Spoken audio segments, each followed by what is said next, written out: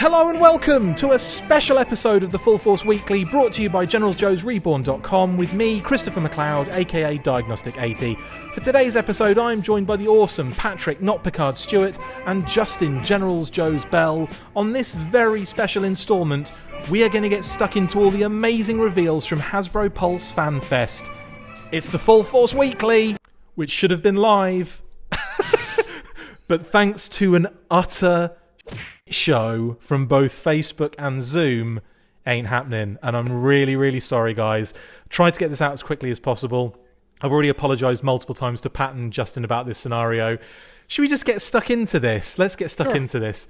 Lots of stuff to discuss. We'll get to a certain big reveal at the end. Let's start with what I suppose the kids stuff.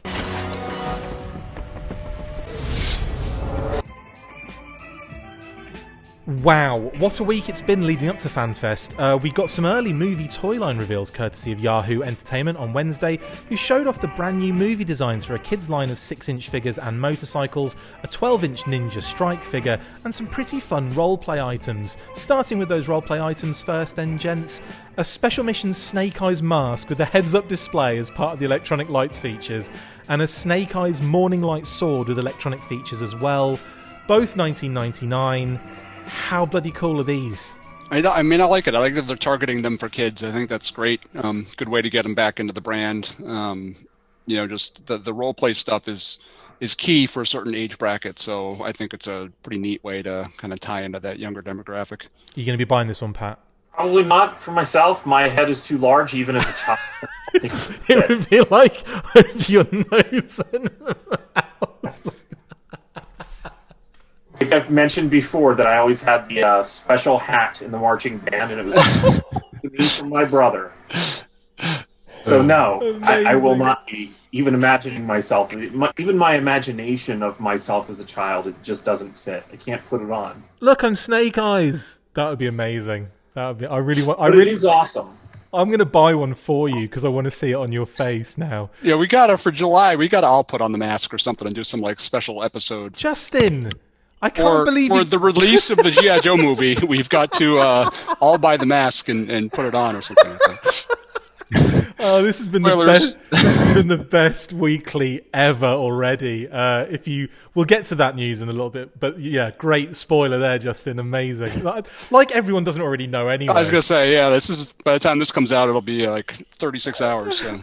Justin, we had a bit of fun, didn't we, on the fan room just prior to it? Well, I'm not even going live, but doing this weekly.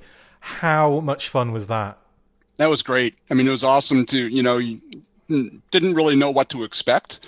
We were there for over an hour, I think, and I think about 2 minutes of what we did was shown, which was cool. We had a good time to catch up with you and Carson from 3D Joe's and Rush Sheath and Fran from His Tank and bunch of other folks were there too, so it was a good time. It was a lot of fun. It was almost got some vibes from old school JoeCon, talking to the old buddies again. It was great. It was a little fun on it.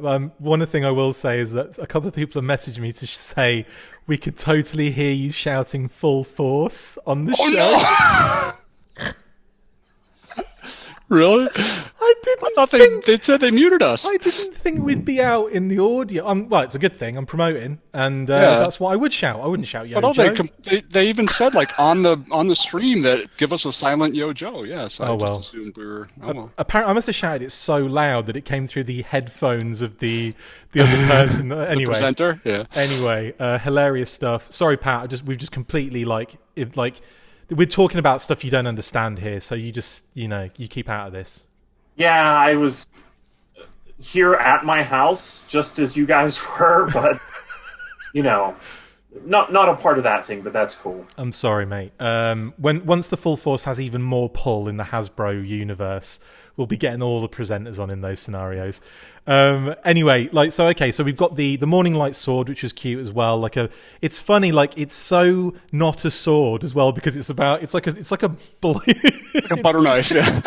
The Morning Light butter knife, yeah. It's like a 2x4. The thing is like, it's brilliant. It's like, we won't hurt you. Yes, it can. Yeah, club me to death with exactly. It's actually more of a weapon now than it would have been as a sword. But no, that, again, really cute electronic effects and stuff like that. And yeah, I do like the going for kids here, aren't they? Not in like a predatory way, can I say? They are aiming for children here, and that's a really good thing about the Joe brand, which hasn't really done that successfully for a while, has it? No, I mean, the last attempts, I think, was for the Retaliation movie. I think they did some similar role-play sort of stuff. This stuff feels a little bit more well thought out and a little bit more targeted. Maybe that's my imagination, but yeah, I mean, it's 2013, so yeah, it's been about 8 years since they really targeted something for the younger audience. Yeah, absolutely. And also, Lenny showed us a couple of other new things, and you like the kind of like things that you stick together and then you open them out, and you've got size, and you've got those little like those Kama, I think they're called Kama weapons. Those little like pickaxe type jobs. Yep, and you can hook them together to create other sort of weapons. Yeah, it's exactly. It looks like you could just infinitely link them as well. Yeah, so you can get the bow stuff going on. There you go. That's the stuff. I would draw some blood with those things, man. Those things look, I mean, jeez. They look pretty dangerous, but I do love the little camera weapons, because they had like almost like he said it was like a steel effect on like a kind of effect. And for a while I thought, hang on, did he just say they're made of steel? The Damascus steel. But yeah, really fun kind of little role play items, and of course the bandolier with the little knife and everything. So they kind of revealed a lot of stuff there in the role play environment. They also revealed kind of we call it the shampoo bottle, don't we?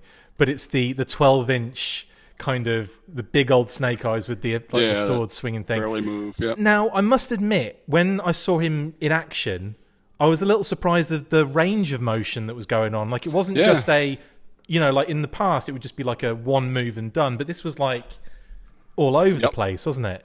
Yeah, and the sword all lit up and everything like that. It was kind of neat. It was a really cool little twist to it. Yeah. Well, this looks like it's more of a... Is this part of the Titan Heroes line, or is it just a 12-inch Snake Eyes? This is a Ninja Strike figure, and under the radar, the Titans figures haven't been revealed yet. Okay, so that's kind of what I was getting at, though. It's not a Titan like the shampoo bottle generic kind of.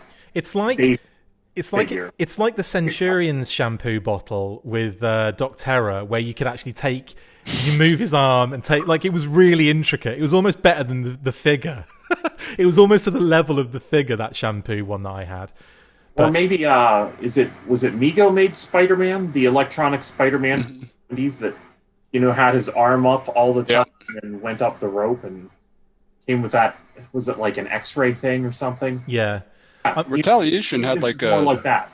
Yeah, Retaliation had like a larger Snake Eyes figure, and I think it almost had a handle on the back or something. You like pulled triggers and it kicked and stuff like that. Yeah, this is more like an action 12-inch rather than a parent store and are just buying something cheap. Right. Absolutely. I will say, like, I like that. I like that they're going for kids again in that sense. I've really got to stop. I've got to come up with a different phrase, haven't I? But they're targeting a younger audience. It still sounds really bad. Sounds a little bad. I don't want to say any of this anymore. This should be for adults. This whole thing. Hasbro is exposing themselves to children. No, that's not right either. Anyway. It's not my cup of tea, but I do think there's the cute features involved, and I've got to say, like, I think the mask is wicked, and a heads-up display.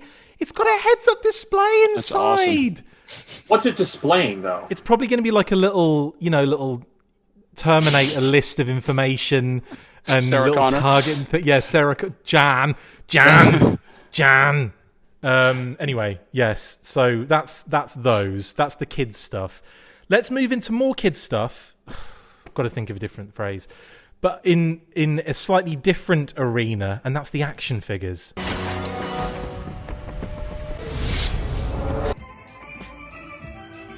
So we also got to see 6-inch action figures and motorcycles for the movie, including Snake Eyes and his 999 stealth cycle, and Storm Shadow and his bright white Arashikage cycle, again at $9.99. We also saw, obviously, multiple different figures. In actual fact, we saw 2 Storm Shadows, obviously one in the Wave 1 and one on his bike. Regular Snake Eyes and the Snake Eyes that comes with his bike. A Ninja Tech Snake Eyes, which looks pretty cool as well. The Baroness, and then another wave of figures.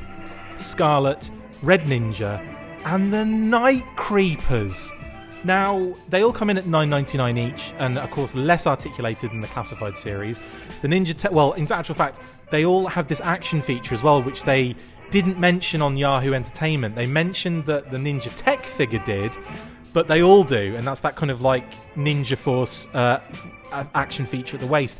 What are your thoughts after seeing these now in action and on screen? Starting with you, Pat. Well, the one that I'm most excited about is certainly Night Creeper. Night Creeper's one of the figures that I always gravitate toward.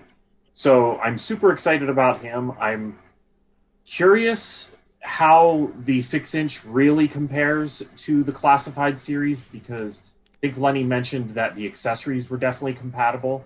But sometimes when they say something is a certain size, there's a little bit of a scaling difference. Yeah. Definitely a little bit of a styling difference, which is a welcome thing, because these are meant to be something different. Yeah. I look at that Night Creeper and I do wonder, how he may look next to the classified series Red Ninja. But either way, I'm going to buy one of those for sure, because I am a big fan. And I think that I'm also kind of interested in the colors that they've chosen for that other Snake Eyes figure, the Ninja Tech. Oh yeah, it's really cool. That kind of like neon blue and grey color going to really go together, don't they? I like that. Yeah, it looks really nice, and that's something that always seems to be a little bit of an experiment. Whenever Snake Eyes is anything but mostly black or gray, they did that. I think probably the first time that it was really jarring would have been, what was it, 1991? And then, of course, whenever they did the purple one for 2002, I remember fans really reacting not necessarily positively to that. Really? Back in 2002, that Snake Eyes from that was purple from the Joe versus Cobra line, people didn't quite react to that as much as I may have liked, because I do like to see Snake Eyes done in black, but then also them try something. And I think these colors look neat, and I think kids will react really well to these toys. I think for me, when you have multiple Snake Eyes, it kind of almost, it's, you kind of have to have that little bit of diversity in there, like a little bit of a change up in what he kind of looks like. And they've done that, over the years. You've had multiple different Snake Eyes kind of takes within that same couple of waves. So I'm really glad they've done like a crazy outside the box kind of color with him.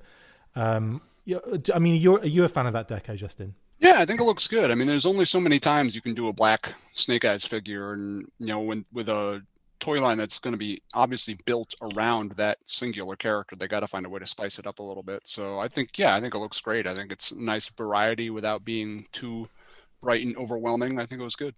I'm waiting for this deco to come out, the orange and perfect orange and purple one.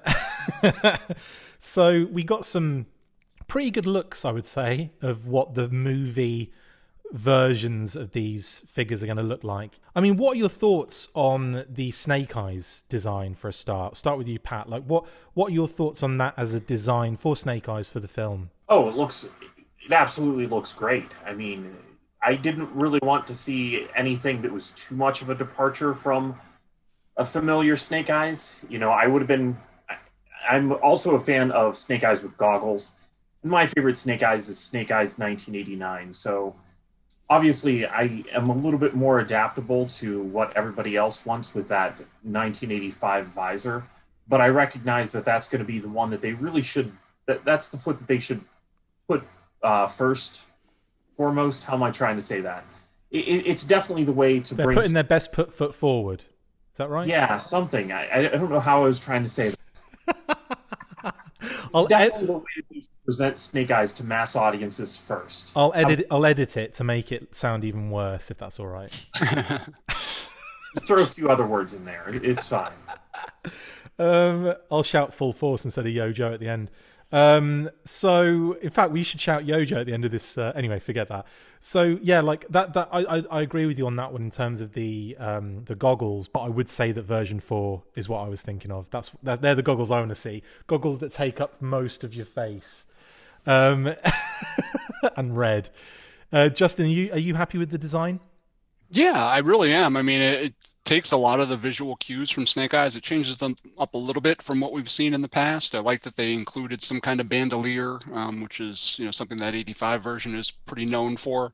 It looks somewhat armored, but pretty real world. I really think they did an excellent job. I mean, I'll be able to tell for sure once we see it actually in some kind of film form. But yeah, from what I can tell from the figure design and from the art we saw previously, it looks pretty spot on. It's great. Tell you what, if I were a betting man, I'd have said we'd see a trailer today. I mean, we still might do. They might drop it on us at the end of the... You never know. Never know. But if I was a betting man, I'd have said today. Especially when especially with the other news that they said that I'm not going to say anything about just yet.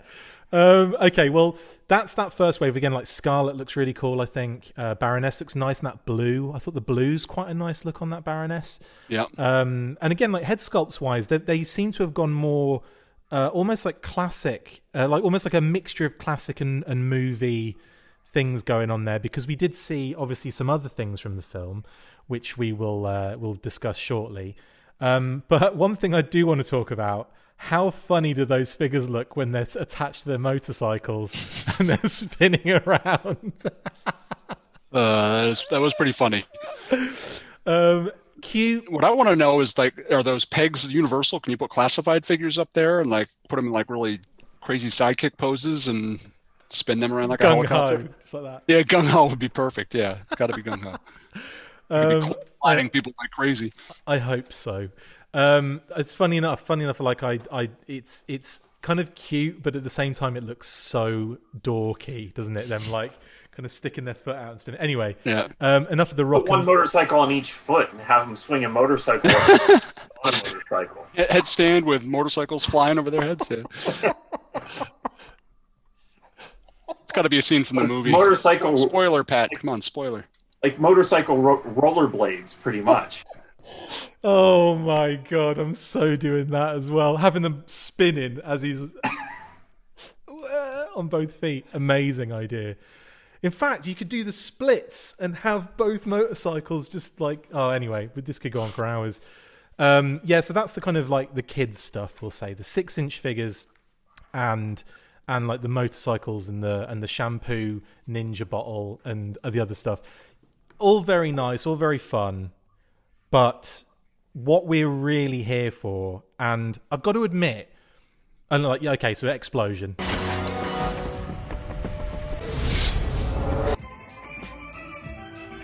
And I've got to admit, what came next, which was the classified reveals for the movie figures. Now, this was really cool. Now, initially, Lenny showed us Storm Shadow, didn't he? He kind of popped Storm Shadow on there. So we'll talk about Storm Shadow first. That off-white, initially, I looked at it and it took me by surprise. And I'm like, oh... But like seeing all of the layers and the detail and the Andrew Koji head, which I was like, what? That's so dope. I think the more I saw it, the more my brain started to go like, okay, this is working for me. And some of those photos, I was just like, I'm in. Like, that is one hell of a cool Storm Shadow figure. Thoughts on the Storm Shadow, Justin? Yeah, I mean, I agree with everything. I mean, the way that the classified line in general has been able to kind of layer textures on the figures has been extremely impressive, even with the figures they've released so far. And Storm Shadow looks no different. Like the different texture of the coat versus what he's wearing underneath. The design obviously seems to take some cues from what we saw in G.I. Joe Retaliation and sort of Rise of Cobra, with kind of the white long coat rather than a more typical martial arts outfit. But sort of the way they did it really feels a lot more modern, a lot more interesting. And texture is a big part of that. Like I'm looking at the figure, at an image of the figure on the Pulse website right now, and you can like see the kind of grid line texture in his forearms beneath his armor plate. And he's got big shoulder pads on, and and you can just you can tell by the color of the figure, like what is one material and what is a different material. And it's really pretty astounding what they're able to do with this 6-inch scale to really convey some of that depth. Yeah, there you go. That one for me, I love that picture. I think he looks amazing.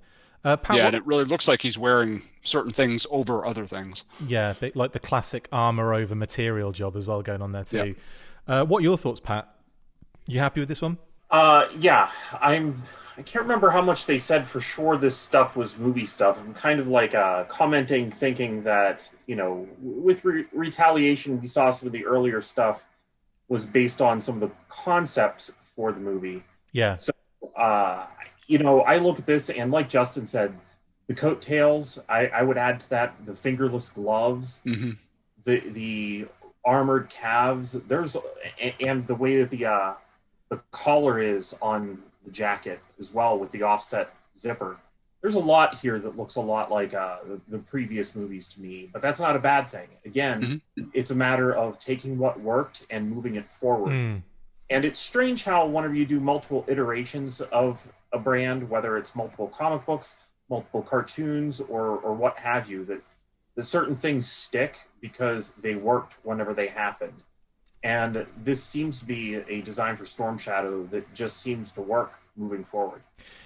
I would be very surprised if they're doing like a classified figure that it didn't generally look like the one you see on screen. Like I can understand I'm sure it will generally. Yeah. With with the kids stuff, I can see that you can see they've taken liberties with lots of the different details and deco and stuff. I think when you're talking about the classified stuff, though, I'm just stressing that I'm commenting on the figure and not. I see. I got you.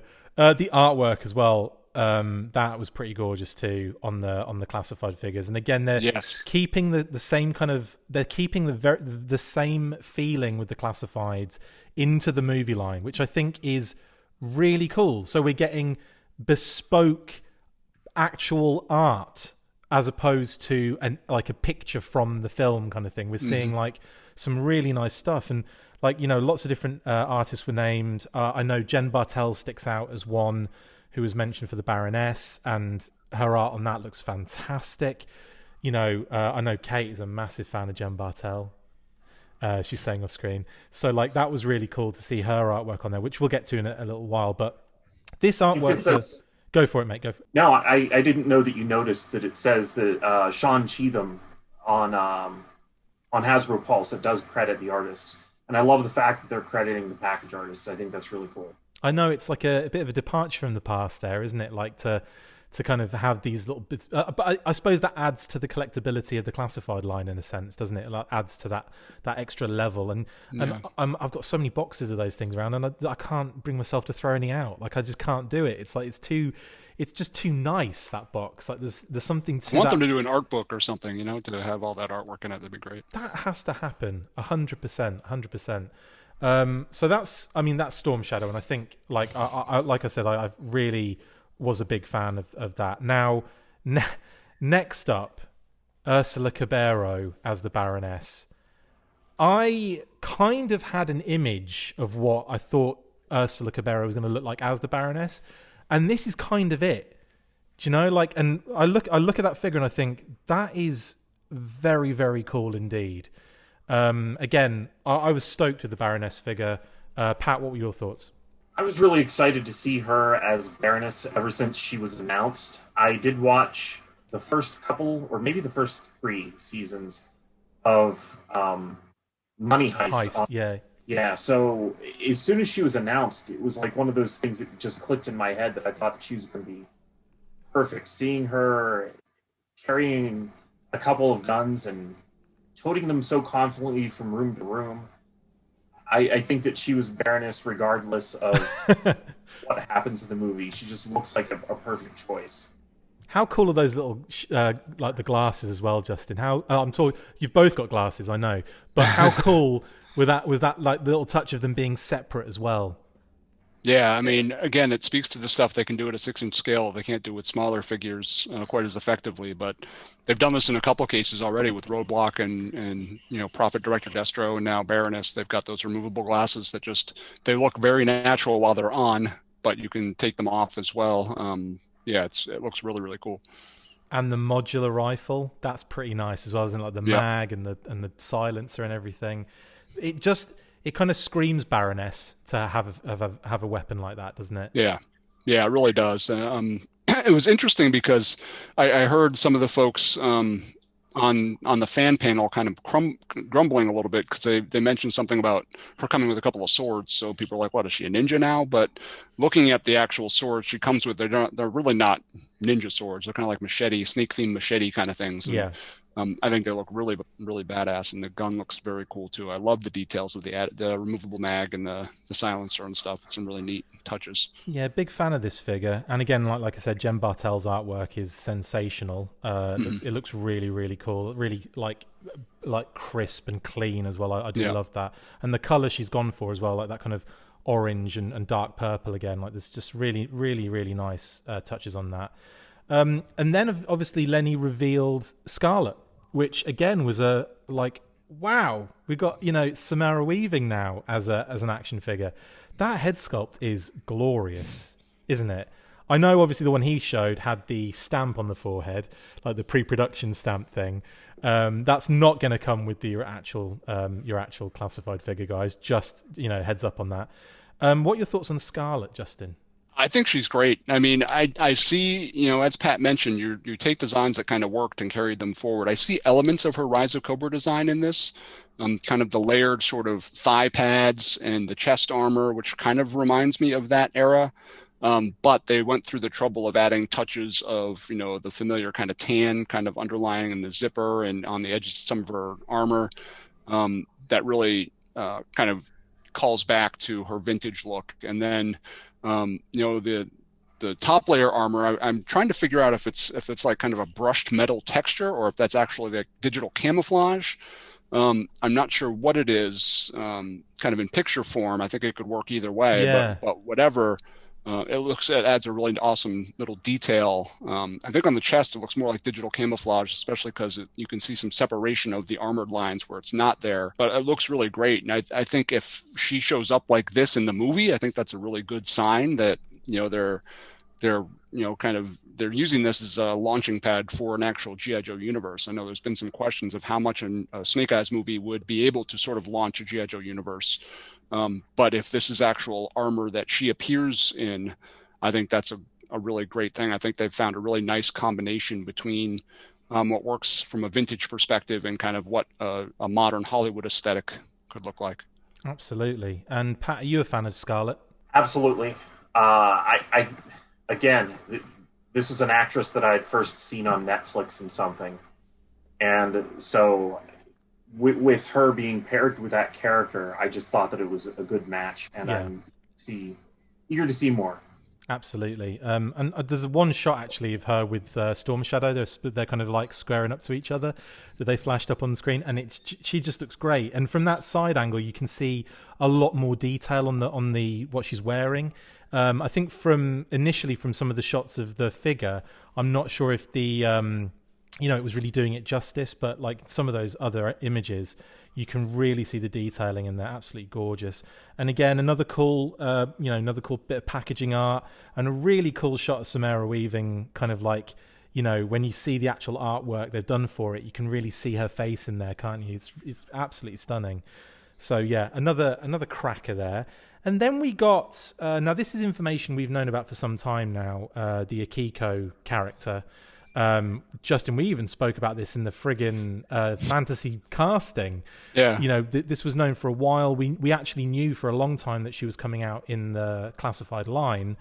But seeing her, Haruka Abe's, character, and what they've done in terms of like the actual costume is great. Very traditional, but at the same time, really like updated and really cool. And I just love the layers and the shape to like the shoulders and all the sections and everything. It just looks gorgeous, doesn't it? Pat, what are your thoughts on Akiko? Just interestingly enough, I want to know your thoughts. I really like the painted art on the package. I was one of the people who wasn't really all that sold with the idea of changing the artist every time there was a new figure in the G.I. Joe classified line. But it has worked out to be a lot like the cover of a comic book, where it changes from month to month, and you get a little bit of a different flavor here and there. and the fact that it is changing all the time kind of is the identity of the brand. I also think her weapons are super interesting. I like the way that they look. Yeah. And one of the things that always, maybe it's a Ninja Turtles thing about me, that I always want to assign a favorite weapon to each of the ninja characters. And for me, like Storm Shadow, I always want to see him come with a bow. And she seems to have her own little bit of a unique style with these weapons, and I like that. Absolutely. That, and you're right, that art's wicked with the dragon kind of like wrapping around her. Oh, so good. Are you a fan of the figure, Justin? I think the figure's great. I think it's really fascinating that they actually made a figure of a character that we really don't have a whole lot of exposure to yet. I think it speaks to how critical a role she probably plays in the film that we're not quite aware of yet. I'm just going to say 2 words: Captain Zuvio. Just throwing that out there. Fair point. Fair point. I'm not saying that's what she's going to be, but just in case, Yeah, that's a good point. I'm just putting it out there. But no, I like, from looking at this figure, I want her to be an integral character in this show. She looks incredible. Yeah, and what was really fascinating to me is that in the first 2 waves, you've got 3 females and 2 male figures, which is kind of a flip the script a little bit. I mean, you don't usually see more female figures than male figures for this kind of release. So I think it's great that we are seeing that that flipped ratio a little bit, and see how important some of these female characters are to the movie. I mean, it's really cool. What's going to be really funny is when we find out that Scarlet has 2 minutes at the end of the movie. Baroness isn't in it, and and Akiko dies in the first 5 minutes. I'm kidding. We didn't know any of that. But I just realised Harry Mack is currently doing his freestyle rapping. Oh, is that what's going on that screen? I see like people like moving around over there. Yeah, I'll listen to it later. I'm sure it's amazing. The guy is a genius. Trust me. If you watch any videos of him, he's one of the most incredible freestyle rappers on earth ever. Anyway, okay, we've seen Storm Shadow, we've seen Scarlet, we've seen the Baroness, we've seen Akiko. You see where I'm going with this? Lenny did not reveal Snake Eyes. Henry friggin' Golding did. And that was like watching that with all of you guys. We were all watching it together, seeing him genuinely excited. They didn't edit that video. You could tell there was no cuts in it. They just let him go. And he was just like a kid in a candy store seeing his action figure for the first time. And I think they did a marvelous job, and an unmasked Snake Eyes, guys. How weird is that, for one thing? Because obviously we've been the only unmasked Snake Eyes we've seen has been the Classified, as in the character Classified, right. Not the Classified series, but the one with the hat down, and like a few kind of custom exclusives here and there, but I don't think we've never seen an unmasked Snake Eyes before, have we? This is a first, right? Yeah, it is. Yeah, and it's an interesting choice. I mean, I think all of us kind of, when the movie was first announced, and I know I was kind of wondering, how do you build a franchise around a character who doesn't show his face and doesn't speak? I mean, that's been Snake Eyes' gimmick. And as we all know, watching Hollywood films, sometimes it's a chore to get these superheroes to keep their masks on. They want to take their masks off every 10 minutes. And the studio wants them to do that too. You hire this actor for a reason. You want to see his face. You want to know who, the audiences are there to see, Chris Evans or Robert Downey. So they want to show their faces. So I can understand why they went for this here. It'll be interesting to see kind of how this goes into the future, and how they leverage Henry Golding's celebrity when he's got to keep a mask on for 90% of a movie. But all of that aside, just from the perspective of the figure itself, I mean, the likeness is fantastic. I mean, you can really see Golding in the face sculpt. I love that they gave him an alternate head, so you could do him, show him unmasked. I love the trench knives. I love the uniform design. I love everything about this figure. I think it's one of those moments where they've taken a lot of familiar Snake Eyes tropes, but twisted them a little bit to give you something really entirely new. And yeah, just seeing his excitement as he kind of looked at the figure with his own face on it was just really, really cool. It was a really cool moment, and I'm glad they kind of made that moment available for us to all share with him. That was really unique, and pretty neat. And I know there's a lot of, kind of pessimistic people out there that say, oh, he's an actor kind of selling the movie, it was no big deal. But it didn't seem that way while watching him kind of open the box and get into the figure. I mean, he really seemed to get into digging it. I'd be well excited, no matter who I was. I'd be like, oh, I've got an action figure. I've got an action figure. Yeah. I know, Justin, you've got multiples. Pat, you've probably got a few knocking about. I'm still waiting for my action figure to come out. It's difficult. It's hard. I feel, I could see Henry Golding's excitement. I could see he was like super into it. And like, there was just one image that kind of struck me really strong. Obviously, I'll put it up properly, but it was that one. Yeah. Where you've got like the unmasked Snake Eyes, and the actual suit looks really good. Like, yes, it does. So much better than I even expected it could be. So like, really happy about that. Pat, are you a fan of this Snake Eyes design? For sure. Again, they played it right with this as far as presenting it to an audience. But the thing that I was really paying close attention to as he was opening it was the fact that the images on Pulse showed the figure with a Snake Eyes masked head on and the Golding head next to it. And then where he took his out of the shipping box that they sent it to him, it was the opposite way. So it was like, what's going on there? Is there going to be like some variant? But I did notice that whenever he flipped past the top of the box and the tape was already cut. So I think that before they shipped that to him, they made sure that he would receive it, not with, his head off to the next to an action figure, but with his head on his action figure. So That's awesome. Anything that we're going to see different at retail. I love the fact that he comes with his trench knives, as Justin mentioned, because Snake Eyes' collection of trench knives was something that was mentioned about the character, but really isn't done all that often. Again, the one that I love from 1989 includes a couple of knives across his chest, but you don't really see those too often with Snake Eyes. So here they have an actual characteristic of of Snake Eyes from the comic book, and it's coming through in his accessories. Absolutely. Yeah. Again, some beautiful artwork to go with that as well, right? Like that kind of it's almost like a teal kind of color with a lot of dark, a lot of kind of shading on there, and that kind of red sun in the background. It's just really, really, really striking. And again, just brilliant. So yeah, I mean, and obviously we had a bit of a group shot of the figures. And then that was the end, and nothing else happened, and we can go home and just chill out, yeah? Yeah, it's good talking to you. See you later.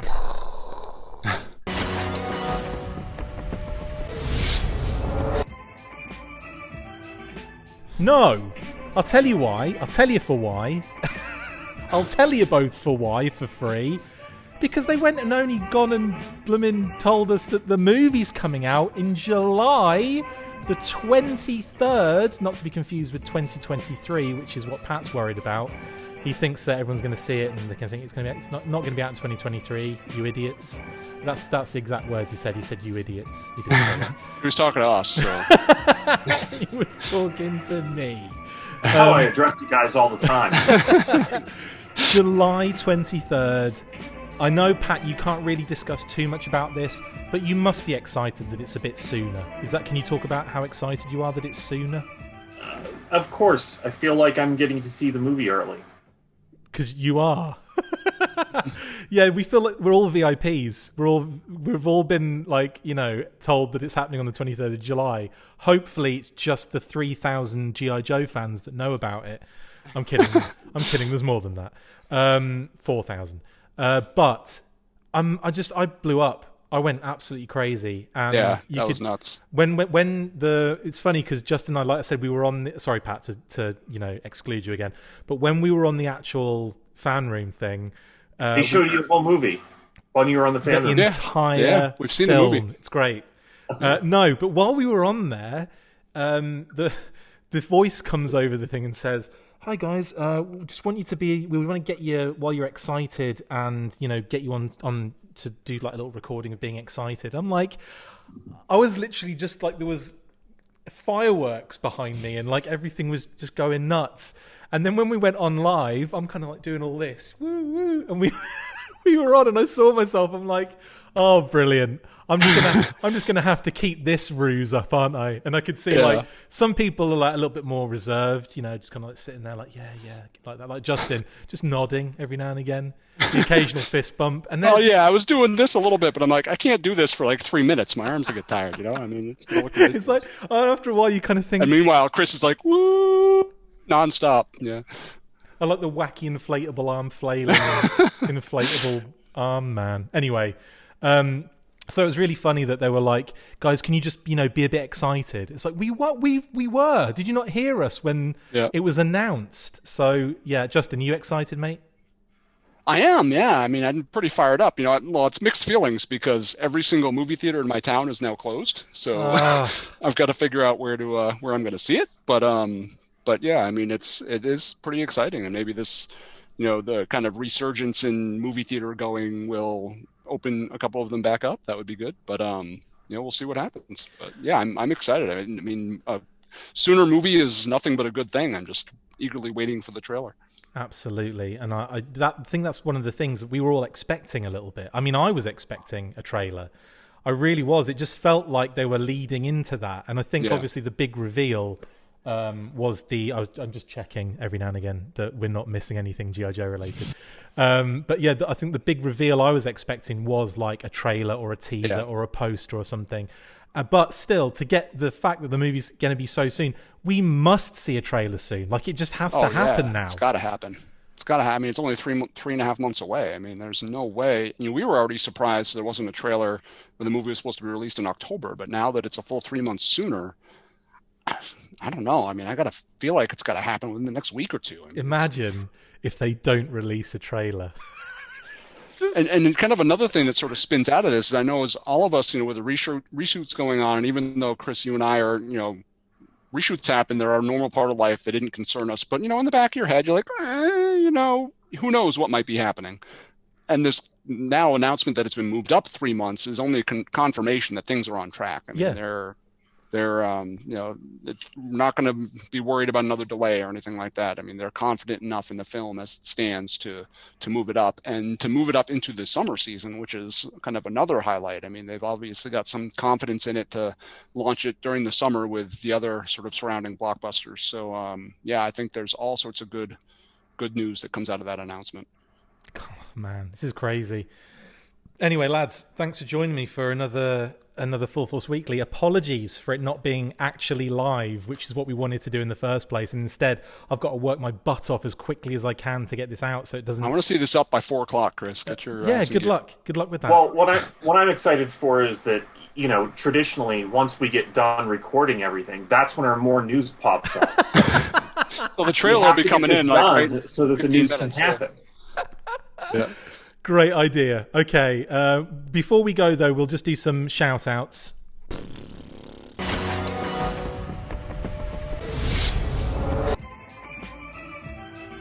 As always, I want to do some shout-outs. We do it every single weekly. And as always, a big shout-out to all my family and to my wonderful wife, Kate. Love you all very much. To Brian Sauer, who continues to create some amazing graphics for us, including the beautiful movie-style graphics he's done for us today. Thank you, Brian. Really appreciate all your hard work. And as always, and as we said on the last few weeks, we stand with the Asian and Pacific Islander communities in saying Stop Asian Hate, and we'll continue to do so. Follow the links in the description if you want more information or just want to do more to help. To our patrons, listeners, and viewers, massive shout out to you guys. Thanks for keeping us going. Any shout outs for you guys? I mean, I didn't really get anything exciting this week, but I do want to give a shout out to all the folks on the FanFest panel with us. I mean, it was really good to talk to Carson and Fran and Russ Sheath and a bunch of those guys. Again, it's been a long time, too long, since we've had a chance to kind of talk in real time. So it was really great to see them all again and to kind of see them in that sort of atmosphere. I think I just had a lot of fun for that too brief period of time. It was great. It was. And Mate Mylar was on there as well, who does amazing dio shots and toy photography. So big shout out to Mate as well, who was on there. And Scott Zillner as well. Scott was on there. Yep. Apologies for the other guys who were on there too. I feel bad for not saying, thanks for being on there. It was fun. We had a great time. Pat, anything for you, mate? Well, of course, Philip, but then I'm also going to But also, just include it real quick this time.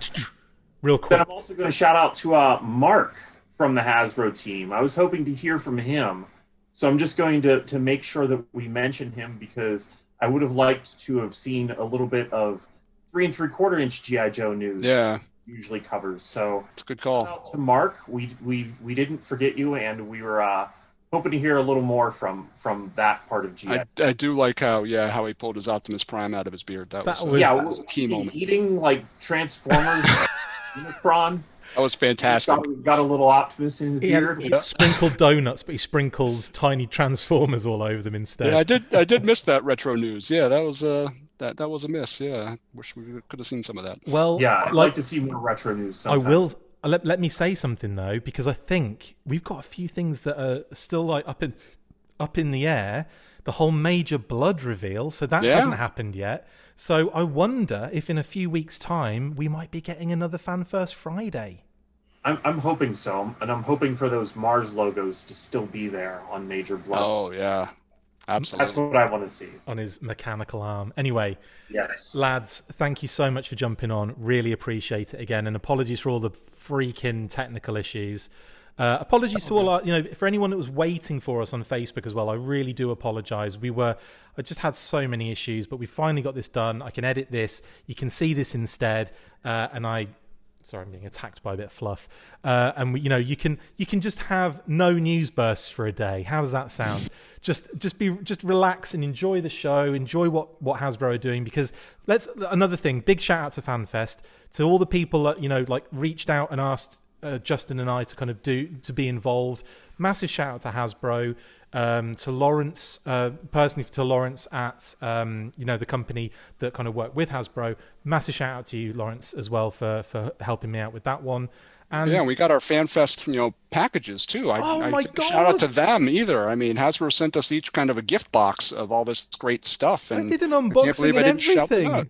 I feel terrible. I feel awful. Shout out to Hasbro too for that too. That was something they didn't need to do, and they made me a fan of Power Ranger Lightning series. So I'm angry at them now, but thanks very much for sending that stuff along. That's very true. Thanks for reminding me, Justin. And and it's brilliant. That was a really cool box as well. Really enjoyed that. And a classified Zartan. So thank you very much. There you go. Again, massive shout out. Jackie Jennings as well, doing a great job hosting. And just everyone involved, all the people that we spoke to, in and around the people doing all the tech stuff.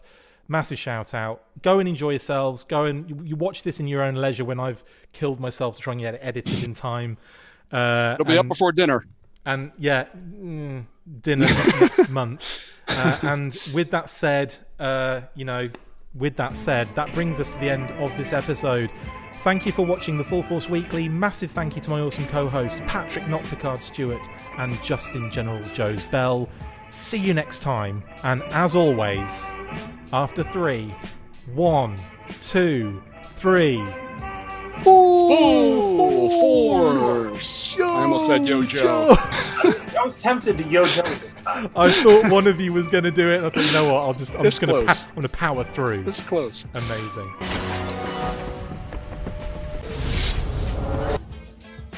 Make sure you get involved with the discussion by liking, sharing and commenting on these videos, and as always you can keep up with the show after listening by following on Twitter at The Full Force, liking the Facebook page facebook.com/The Full Force, and if you would like to contact the show you can message us on either of those platforms with feedback and questions.